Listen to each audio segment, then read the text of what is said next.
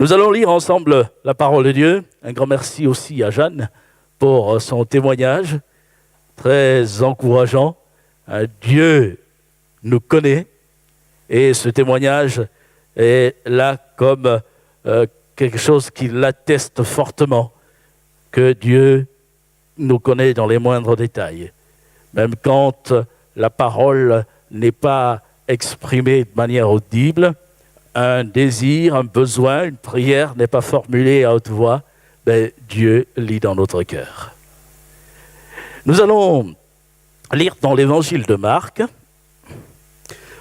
au chapitre 2,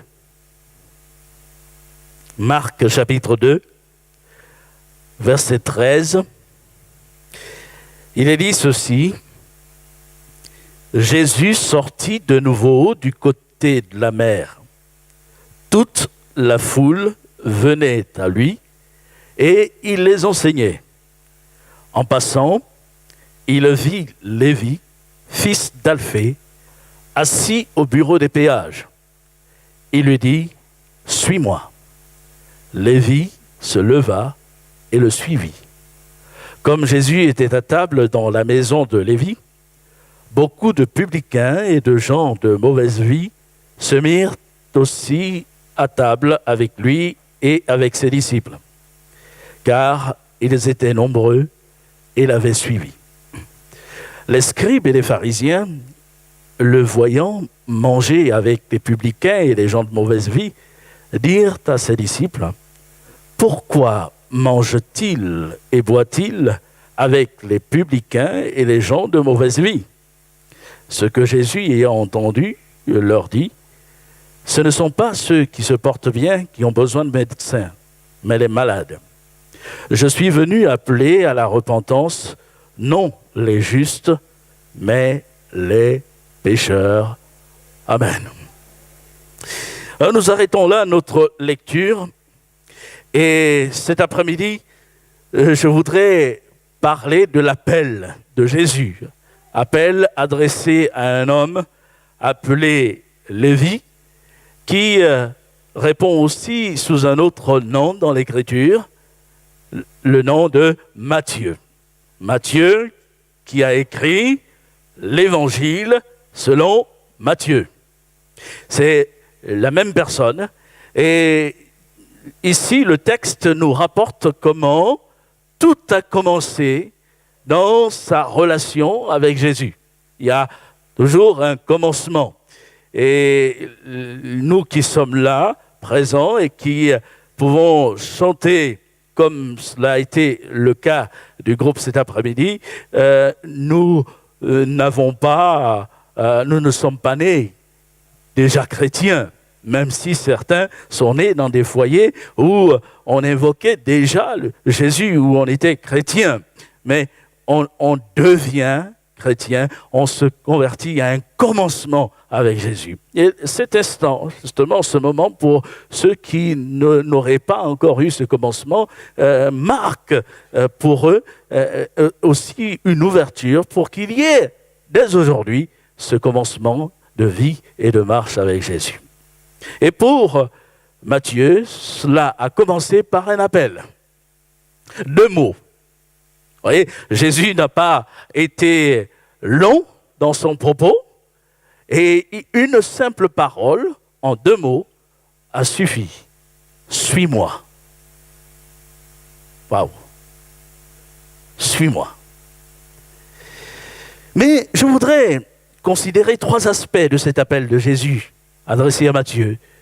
3 aspects qui pourraient aussi nous enseigner, nous interpeller et nous inspirer dans un commencement de vie avec Jésus, mais aussi dans un prolongement de vie avec Jésus. Le premier aspect, c'est que cet appel va traduire quelque chose de personnel. C'est un appel qui est adressé d'une manière personnelle à Matthieu. Jésus s'adresse à lui alors qu'il y a une foule. Nous l'avons lu, il est dit « toute la foule venait à lui ». Et plus loin, il est dit en passant, il vit Lévi, fils d'Alphée, assis au bureau des péages, il lui dit « suis-moi ».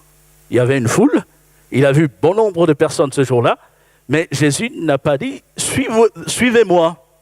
Même si, en d'autres circonstances, il s'est adressé à la foule. « Venez à moi, vous tous qui êtes fatigués de chercher ». Mais ce jour-là, Jésus veut avoir un tête-à-tête avec Matthieu et il lui dit « suis-moi » d'une manière personnelle. Et je crois que nous pouvons déjà nous arrêter à ce fait que Jésus appelle du milieu de la foule, alors qu'il y a de nombreuses personnes, il appelle quelqu'un d'une manière individuelle.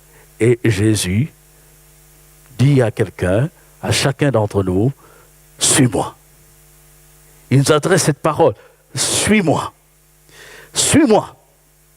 Et il est important de préciser que l'Écriture ne va pas simplement dire, il lui dit « suis-moi », mais elle situe le cadre dans lequel Jésus va adresser cette parole.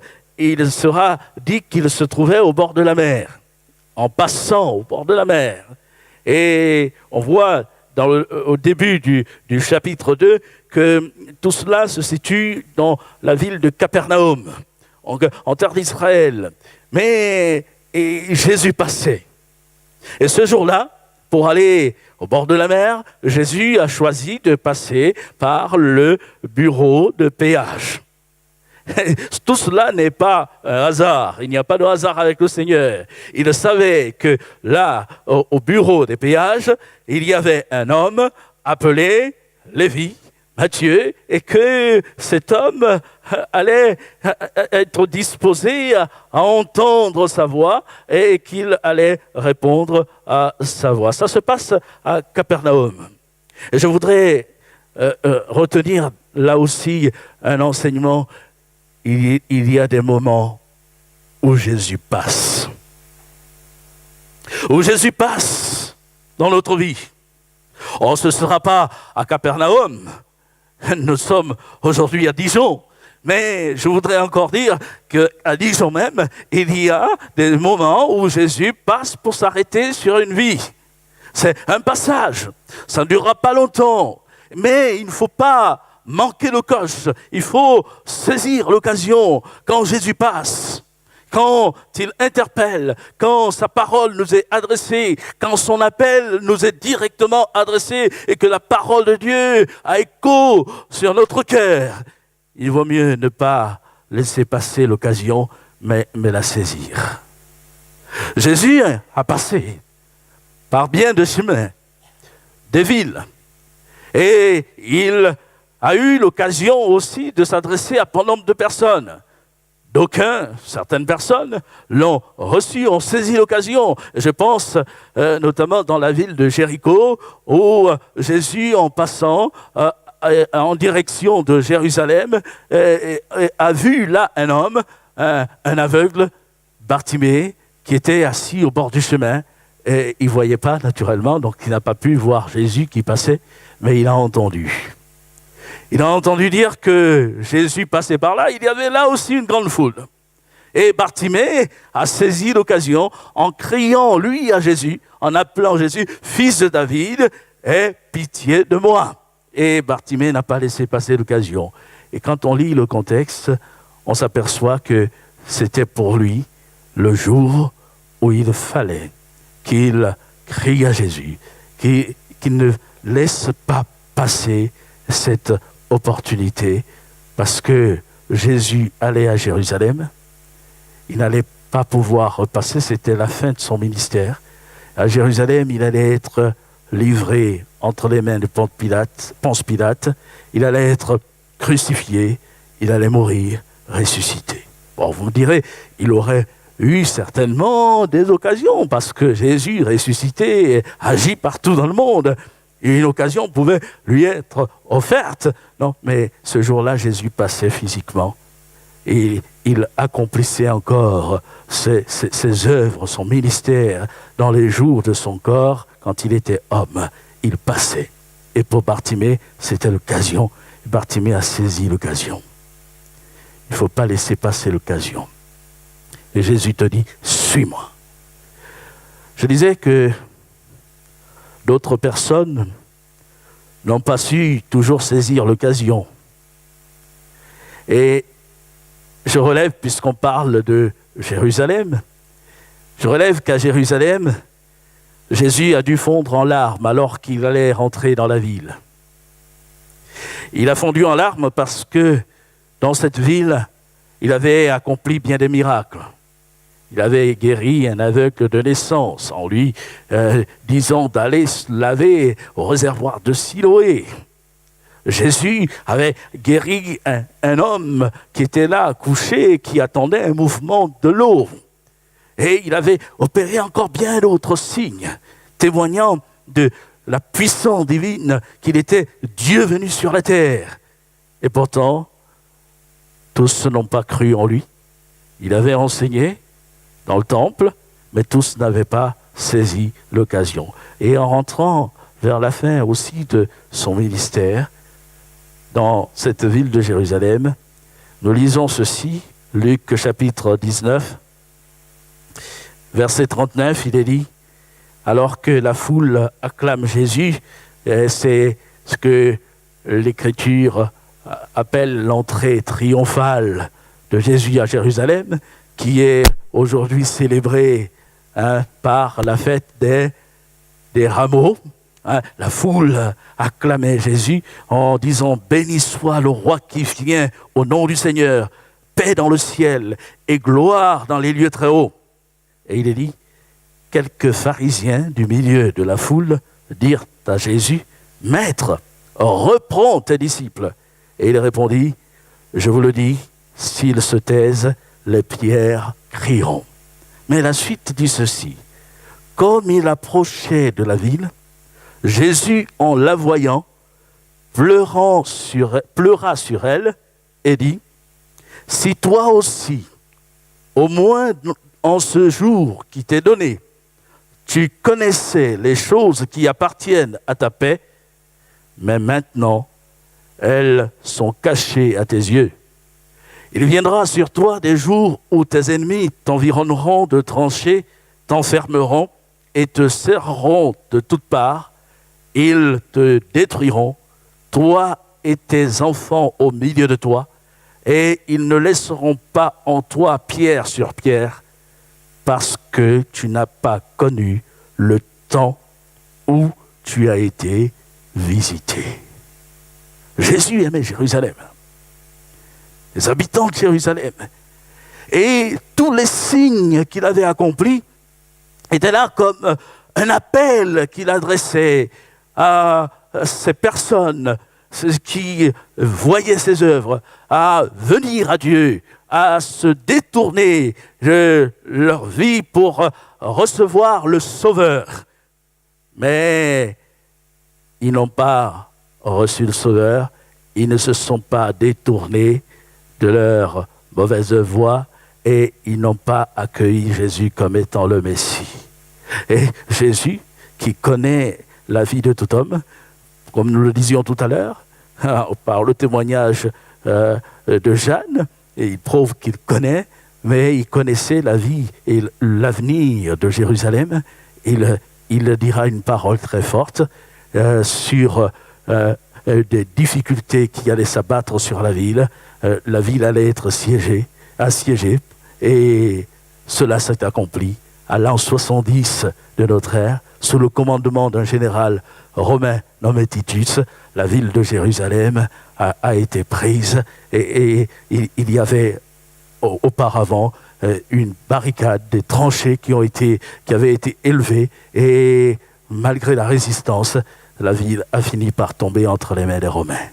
Et ça a été dramatique. Jésus le savait. Et il dit, mais il dit à la ville, mais tout cela arrivera parce que tu n'as pas connu le temps où tu as été visité. Le temps où Jésus a passé par Jérusalem, accomplissant les signes, les miracles, appelant à la repentance. Repentez-vous, car le royaume des cieux est proche. De ce temps, ils ne l'ont pas discerné. Ils n'ont pas su le relever. Et ils n'ont pas su le recevoir. Et je voudrais dire ici qu'on a deux exemples. Lévi, lui, était à Capernaum. Jésus a passé par là. Et Jésus l'a appelé, mais lui, il a su réagir. Il a su saisir l'occasion et il a su reconnaître que cet appel était l'expression de l'intérêt de Dieu à sa personne. Et Jésus porte son regard sur notre personne parce qu'il nous aime. Il porte son regard sur notre personne parce qu'il veut notre bonheur. Il veut nous sauver. Il veut nous délivrer. Alors, il t'adresse cet appel personnel. Il ne vient pas de la manière dont on l'imagine parfois. Il peut agir par un homme qui prie. Il peut agir par un groupe de personnes. Et Dieu peut agir de manière variée, diverse et variée. Mais cet après-midi, au travers des chants qui ont été là interprétés, au travers du témoignage, au travers de la prédication de la parole, nous pouvons dire que Jésus appelle, Jésus parle. Et il te dit, suis-moi, viens à moi. Je relève aussi que c'est un appel qui place l'homme devant un choix.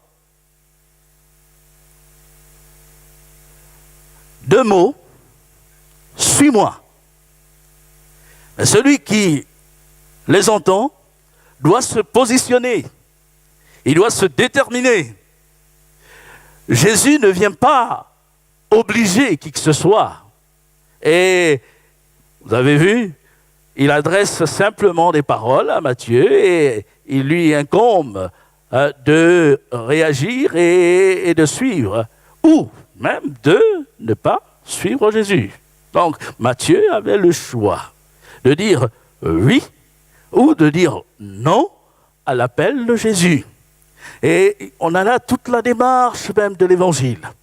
L'évangile de Jésus-Christ est adressé à l'homme, c'est un appel, mais il ne s'impose pas. Dieu ne va pas s'imposer, mais Dieu se propose d'avoir une place dans notre vie, de rentrer dans notre vie, afin de la transformer, de la changer, mais Dieu ne va pas s'imposer. Et pour ce qui concerne Matthieu, nous lisons le témoignage, il se leva et le suivit. Il n'a pas parlé, mais il a posé des actes. Et il se leva et le suivit. Jésus lui a dit, suis-moi. Et par les actes qu'il pose, Matthieu démontre qu'il dit oui à Jésus. Non seulement il s'est levé pour le suivre, mais encore, comme nous l'avons lu dans ce texte d'introduction, il nous est précisé qu'il reçut Jésus dans sa maison. Il est dit comme Jésus était à table dans la maison de Lévi. Il a accueilli Jésus dans sa maison. Et j'aime bien le même témoignage dans l'évangile de Luc, au chapitre 5, verset 29.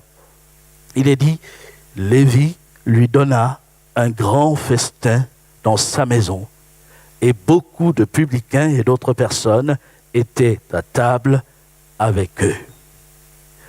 Il a reçu Jésus, et il ne s'est pas contenté de faire entrer Jésus dans sa maison, mais il a offert un grand festin à Jésus. Et nous pouvons tirer la conclusion suivante. Il a reçu Jésus avec joie dans sa maison. Et quand Jésus nous dit « Suis-moi », non seulement il nous laisse le choix, mais encore il espère vivement que nous le recevions avec joie dans la maison de notre cœur. Et en lisant ce passage encore tout à l'heure, je n'ai pu m'empêcher de faire le rapprochement avec une autre parole de la Bible, Apocalypse chapitre 3, verset 20, où Jésus, s'adressant à une église, va dire ceci, « Voici, je me tiens à la porte et je frappe. Si quelqu'un entend ma voix et ouvre la porte, j'entrerai chez lui, je souperai avec lui et lui avec moi. Matthieu a entendu la voix de Jésus. Il n'était pas dans sa maison au moment où Jésus s'adresse à lui, mais il était au bureau des péages, où il travaillait, son lieu de travail, mais il est parti de là et a amené Jésus dans sa maison. Si quelqu'un ouvre la porte, avant d'ouvrir la porte de sa maison, Matthieu a écouté, mais il a ouvert la porte de son cœur. Son cœur s'est ouvert à la personne de Jésus. Son cœur s'est ouvert à l'appel de Jésus. S'il n'avait pas ouvert son cœur, il aurait eu beau ouvrir la porte de sa maison, mais rien n'aurait changé dans sa vie. Et ce que Jésus veut, ce qu'il te demande, c'est que tu lui ouvres la porte de ton cœur. Et je me suis souvenu de ce qui est quelque chose que j'avais entendu au sujet de ce dernier texte, Apocalypse, chapitre 3, verset 20. La scène où Jésus frappe à la porte. Un peintre a un jour représenté la scène. Visiblement, il avait bien fait, puisque il avait représenté quelqu'un frappant à la porte, bien sûr Jésus. Une très belle porte, sauf qu'on ne voyait pas ce qui se passait de l'autre côté. Et de ceux qui venaient et qui contemplaient le tableau, et quelqu'un du milieu de la foule a dit, mais il y a quelque chose qui ne va pas sur votre tableau. La porte, elle est très belle, mais vous avez oublié quelque chose. Vous avez oublié de mettre la poignée. C'est un détail. Mais le peintre l'avait fait à bon escient. Parce qu'il a répliqué ceci. Relisez bien le passage. Et vous verrez que ce n'est pas celui qui frappe qui ouvre la porte, mais c'est celui qui est derrière. Donc la poignée, elle est de l'autre côté de la porte. Sauf qu'on ne la voit pas. Eh oui, je trouvais que c'était une belle image pour montrer que Jésus ne va pas forcer la porte, enfoncer la porte. Et il ne va pas, lui, ouvrir. Et il attend une décision, un positionnement. Et je me tiens à la porte et je frappe si quelqu'un entend. Et aujourd'hui, nous avons des oreilles pour entendre et nous entendons encore. Et nous pouvons décider dans notre cœur d'ouvrir la porte à Jésus. Dire à Jésus, oui, je te donne ma vie. Aujourd'hui, je suis interpellé par ta parole et je viens à toi. Matthieu, pour sa part, a fait ce choix. Il a reçu Jésus. Il a pris une décision. Il a fait le bon choix.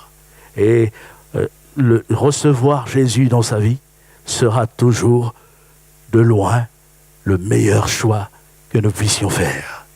Et toute personne qui a posé cet acte, qui a dit à Jésus, je te donne ma vie, je t'ouvre mon cœur, j'ouvre mon cœur, je te reçois dans ma vie, et qui continue de marcher avec Jésus, ne peut le regretter. Un appel qui nous place devant un choix, et chaque fois que l'évangile est annoncé, le témoignage de Jésus est proclamé, nous sommes placés devant un choix. Et il nous appartiendra de faire le bon choix. Nous pouvons lui dire, non, je ne veux pas de toi, je ne te donne pas ma vie, je ne te suis pas. Mais nous pouvons lui dire, comme Matthieu, oui Seigneur, aujourd'hui, je te fais place dans ma vie. Et cet après-midi, tu peux le dire simplement. Oh, si tu ne l'exprimes pas de manière audible, nous l'avons dit tout à l'heure, Dieu est celui qui vit dans notre cœur, il entend, il le voit, et tu peux le lui dire plus profond de ton cœur et dire, oui Seigneur, aujourd'hui je te dis oui. Pour ma part, un jour Jésus a frappé à la porte de mon cœur. Je n'oublierai jamais. Alors, je parle beaucoup de mon témoignage, mais je suis encouragé parce qu'en lisant l'Écriture, je m'aperçois que l'apôtre Paul parlait aussi beaucoup de son témoignage, de sa rencontre avec Jésus. Oh, il serait long de dire, mais je me souviens de ce jour, un dimanche après-midi, je n'étais pas à Capernaum, je n'étais pas au bord devant un bureau, et encore moins à Dijon, mais je me trouvais chez moi, dans les tropiques, au Gabon. Et là, dans une cour de la propriété, des hommes sont venus. Bon, il y avait dans le lot un de mes frères. Et ils ont commencé à chanter, comme on a chanté cet après-midi, des chants, témoignages, cantiques. Quelqu'un, une jeune fille, a parlé de sa rencontre avec Jésus. Et puis, un homme, un prédicateur, a ouvert la Bible. Il a prêché. Je me souviens encore du passage. Mais je puis vous dire ce qu'il a prêché ce jour-là. Et quelques mots m'ont frappé. Ce que j'ai, je te le donne. Ce que j'ai, je te le donne. Et il répétait tellement cette phrase qu'il s'est passé à un moment donné quelque chose dans ma vie. J'ai compris que Dieu m'interpellait, que Dieu m'appelait. Et ce jour-là, dans mon cœur, l'écho de l'Évangile a retenti. Et le Seigneur a parlé à mon cœur. Au-delà d'un homme, c'était la parole de Dieu. Aujourd'hui, c'est le moment. Donne ton cœur à Jésus. Donne ta vie à Jésus. Oh, je vous dirais que ce moment a été pour moi presque interminable parce que je n'étais pas du tout décidé à dire oui à Jésus. Mais je bénis Dieu parce que sous l'inspiration du Saint-Esprit, le prédicateur a insisté et ce jour-là, je finis par prendre la décision de dire oui à Jésus. Tout n'a pas changé de manière stricte dès ce jour-là, mais il y a eu un commencement. Il y a eu ce commencement. Et à partir de ce jour-là, Jésus s'est employé à faire son œuvre dans ma vie, à faire son œuvre dans mon cœur, jusqu'à me montrer un peu plus tard qui j'étais véritablement, alors que moi je pensais être quelqu'un de bien, j'ai compris que j'étais pécheur. Et Jésus veut nous interpeller, il passe. Il adresse un appel personnel. Il dit, suis-moi. Et il attend un choix, il accorde le choix, il attend la bonne décision de notre part. Et Matthieu, lui, a pris la bonne décision. Et je relève que c'était un appel, c'est le troisième aspect, un appel à une vie nouvelle. Quand Jésus lui dit, suis-moi, ces deux mots, reçus par un cœur ouvert, vont complètement changer la vie de celui qui les entend. Matthieu se met à suivre Jésus et je relève que Jésus lui-même va donner la portée profonde de ses paroles, de ses mots. Il dira, ce ne sont pas ceux qui se portent bien qui ont besoin de médecins, mais les malades. Je ne suis pas venu appeler à la repentance les justes, mais les pécheurs. Que dit-il? Enfin, ces paroles ont directement un lien avec ce qu'il a adressé comme appel à Matthieu. Il a dit, suis-moi. Et donc, au moment où il adresse ces paroles, suis-moi, Jésus sait que Matthieu est pécheur. Jésus sait que Matthieu a besoin de se repentir. Jésus sait que Matthieu a besoin d'être pardonné.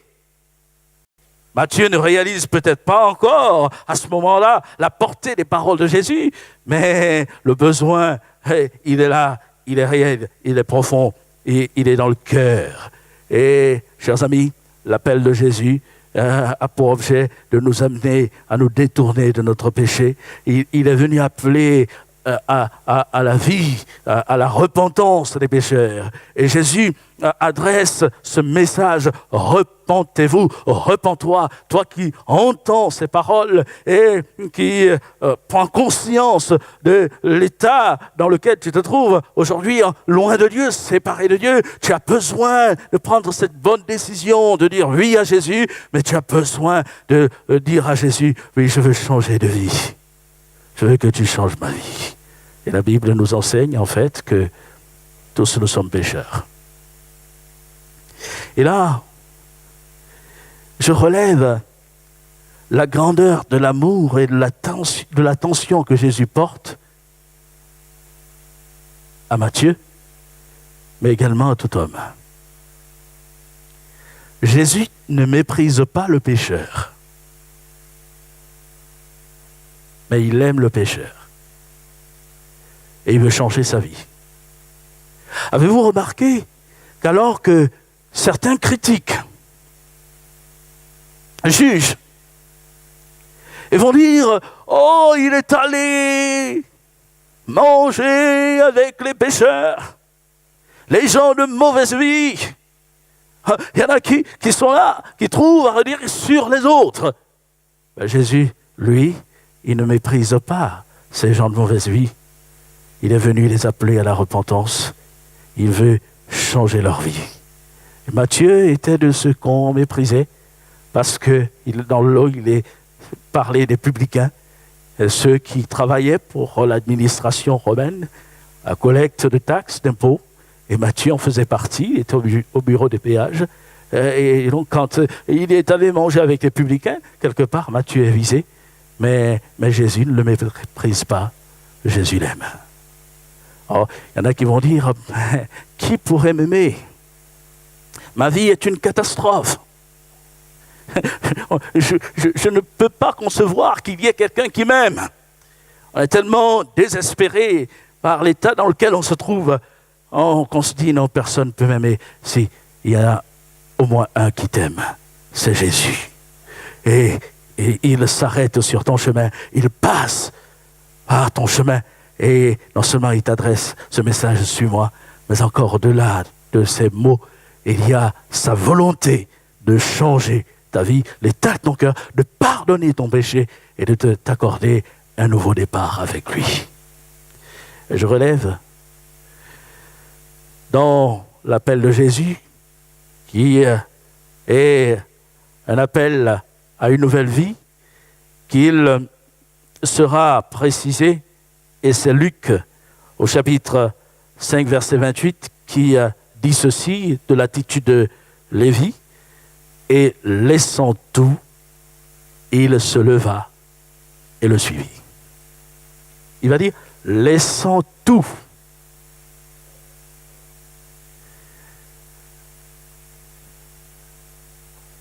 Quand on s'arrête sur la scène, on peut se dire, enfin, c'est quand même osé de la part de Jésus. Hein? Qu'est-ce que vous en pensez? Imaginez-vous, dans votre lieu de travail, que quelqu'un vienne, comme ça, et toi, suis-moi. Allez-vous tout quitter, arrêter votre travail pour le suivre? Je me parle à moi-même, je m'imagine moi-même. Bon, évidemment, c'est pas le meilleur exemple. Hein. C'est pas le meilleur exemple. Mais je me projette quelques années en arrière, faisant mes études et faisant des petits boulots ici et là. Si quelqu'un était venu, arrête tout et maintenant suis-moi. Sauf que celui qui adresse ces paroles n'est pas un homme ordinaire, c'est Dieu. Celui qui a toute autorité, qui est au-dessus de toute autorité.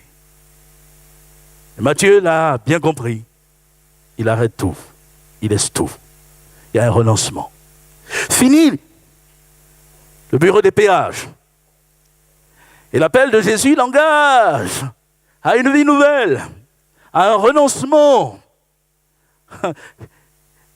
Il ne va pas chercher à faire quelques économies. Oui, Jésus, oui, je vais bien te suivre, mais non. Et il y a des moments aussi où Jésus adresse un appel clair à franchir un autre cap avec lui. Un appel clair où il dit, laisse tout et maintenant lève-toi, suis-moi. J'ai autre chose pour toi. Dans un premier temps, il veut changer sa vie. Mais nous lisons par le témoignage des évangiles que Jésus avait autre chose, d'autres projets pour Matthieu. Et il était temps que Matthieu écoute sa voix, qu'il réponde. Et toujours dans l'évangile de Marc, au chapitre 3, je tourne juste la page, au verset 13, il est dit ceci de Jésus. Il monta ensuite sur la montagne et il appela ceux qu'il voulut et ils vinrent auprès de lui. Il en établit 12 pour les avoir avec lui et pour les envoyer prêcher avec le pouvoir de chasser les démons. Voici les 12 qu'il établit. Simon, qu'il nomma Pierre, Jacques, fils de Zébédée, et Jean, frère de Jacques, auquel il donna le nom de Boanerges, qui signifie fils du tonnerre. André, Philippe, Barthélemy, Matthieu. Et on retrouve Matthieu parmi ceux que Jésus a choisis et qu'il a établis comme apôtres. Ceux qui devaient être avec Jésus, où qu'il aille, où qu'il veuille. Parce qu'il est précisé, il en établit 12 pour les avoir avec lui. Et ensuite, pour les envoyer prêcher. Et lorsque, ce jour-là, à son bureau de péage, il a entendu la voix de Jésus qui lui disait « Suis-moi ». Matthieu ne se doutait pas de ce qu'il attendait, mais Jésus savait ce qu'il voulait faire de Matthieu, un témoin à la gloire de son nom. Et celui qui a reçu Jésus-Christ et qui a connu la bonté du pardon de Dieu dans sa vie, a ce désir de témoigner de Jésus-Christ, de ce qu'il a vécu. Et régulièrement, dans cette salle, des personnes, des chrétiens témoignent de leur expérience de rencontre avec Jésus. Mais au-delà de cette salle, on témoigne encore de ce que Jésus fait dans notre vie, de ce qu'il a fait dans notre vie, comment il a pardonné nos péchés. Et je relève que tout à la fin, cet homme n'a plus quitté Jésus. Et Jésus ne l'a pas abandonné.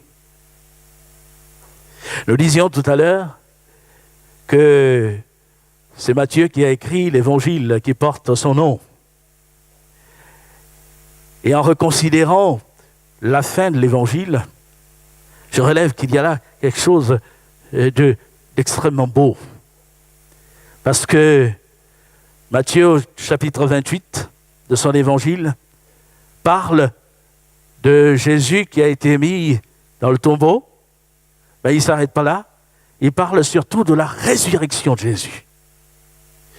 Lorsque Jésus lui a adressé ces paroles, « Suis-moi », il ne se doutait pas qu'un jour, celui qui allait devenir son maître allait mourir, élevé sur un bois, une croix, qu'il allait être enseveli. Mais il ne se doutait pas que Jésus allait ressusciter d'entre les morts. Et tout cela, ces moments, il les a vécus avec Jésus.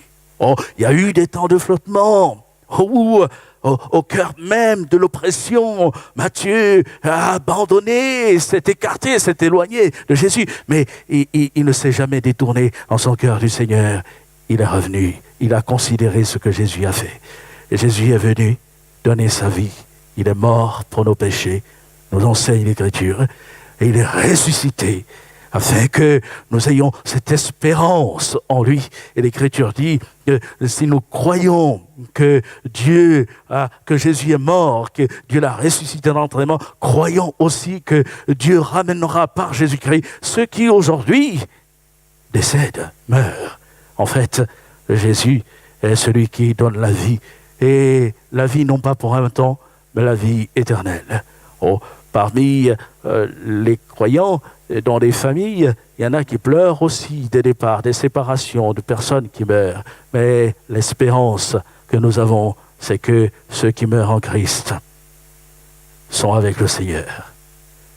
Et que le Saint-Esprit de Dieu, le Consolateur, ravive cette parole dans notre cœur, qu'un jour nous les retrouverons et nous irons tous ensemble à la rencontre de Jésus qui reviendra sur les nuées, comme il est parti.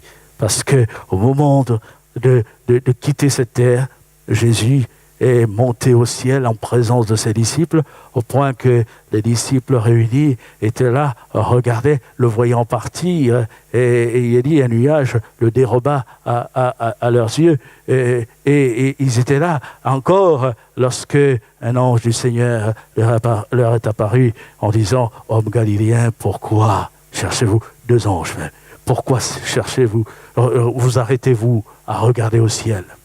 Ce Jésus qui a été enlevé du milieu de vous de la sorte, reviendra de la même manière que vous l'avez vu allant au ciel. Et c'est là notre espérance. Jésus va revenir. Et il vient pour que nous puissions avoir ce bonheur d'être toujours avec lui. Un temps, Matthieu a été comme séparé de Jésus physiquement, mais il n'a jamais, je disais, Jésus ne l'a jamais quitté. Et lui n'a jamais abandonné le Seigneur non plus. Jésus était toujours présent. Aujourd'hui, nous ne le voyons pas physiquement, mais il est là, et il est présent. Et je soulignais la fin de l'évangile où Matthieu va dire ceci. Jésus s'étant approché leur parla ainsi. Tout pouvoir m'a été donné dans le ciel et sur la terre. Allez, faites de toutes les nations des disciples, les baptisant au nom du Père, du Fils et du Saint-Esprit, et enseignez-leur à observer tout ce que je vous ai prescrit. Et voici, je suis avec vous tous les jours jusqu'à la fin du monde. Ce qui a commencé un jour au bureau de péage par ces deux mots, suis-moi, se prolonge. C'était une relation qui n'allait pas prendre fin, une relation qui allait durer éternellement. Et c'est vrai qu'à partir du moment où on fait le choix de dire à Jésus, oui, je te donne ma vie, je réponds à ton appel, aujourd'hui, je te choisis comme Seigneur, comme Sauveur, je m'engage à marcher avec toi. Et ce choix a une portée éternelle. Il peut nous amener à un engagement qui durera toujours. Je dis, il peut, parce que Jésus, lui, ne nous abandonnera pas, mais nous pouvons choisir de l'abandonner et de le délaisser. Matthieu, lui, il a choisi de ne pas l'abandonner et il a vécu toujours avec Jésus.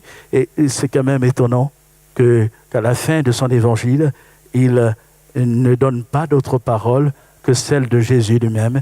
Et voici, je suis avec vous tous les jours jusqu'à la fin du monde.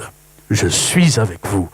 Comme pour dire que le temps passe, bien sûr, sur la terre. Il y aura une fin pour chacun d'entre nous sur cette terre, mais même au moment de partir, on a cette certitude que Jésus est encore là. Et quand il dit « Je suis avec vous », ce témoignage est consigné. Matthieu n'est plus sur la terre, mais nous sommes sur la terre et nous lisons les mêmes paroles et nous croyons dans le même Seigneur, nous croyons dans les mêmes paroles et nous confessons d'ailleurs cela bien souvent. Jésus a dit « Je suis avec vous tous les jours ». Donc ce qui était vrai pour Matthieu, dans cet engagement, l'est aussi pour chacun d'entre nous. Et c'est vraiment, nous pouvons dire une chose, c'est que l'appel de Jésus nous amène au salut, à la vie et à la vie éternelle. Comme Matthieu, beaucoup ont répondu, mais il appartient à chacun d'y répondre. Je récapitule. L'appel adressé à Matthieu est un appel personnel. Jésus s'adresse à nous d'une manière personnelle. On peut être au milieu d'une foule, mais c'est à nous qu'il s'adresse, c'est à toi qu'il s'adresse et c'est toi qui l'appelle. Nous disions que c'est un appel qui place l'homme devant un choix. Nous pouvons lui dire oui, comme nous pouvons lui dire non, mais le bon choix, c'est de lui dire à Jésus, j'ouvre la porte de mon cœur. Et nous avons aussi dit que c'est un appel à une nouvelle vie. Il doit y avoir une séparation. Matthieu a tout quitté pour suivre Jésus. Et Jésus l'a appelé à la repentance, pour pardonner ses péchés et pour être un témoin à sa gloire. Et Jésus nous appelle aussi à une nouvelle vie et il nous appelle pour pardonner nos péchés, parce qu'il a tout accompli. Ce Jésus qui a été crucifié, mais qui est ressuscité, est encore là aujourd'hui vivant pour agir dans notre cœur et changer notre vie. Et aujourd'hui, celui qui veut, celle qui veut le suivre, qui veut répondre à son appel, peut être au contact du Christ vivant ressuscité. Nous allons courber nos fronts et nous allons prier ensemble. Et nous voulons, dans ce moment, donner l'occasion à une personne, voire plus de se tourner vers Jésus. L'évangile a été annoncé, le témoignage a été rendu. Jésus s'arrête sur notre chemin, il passe. Et aujourd'hui, il passe peut-être dans ta vie.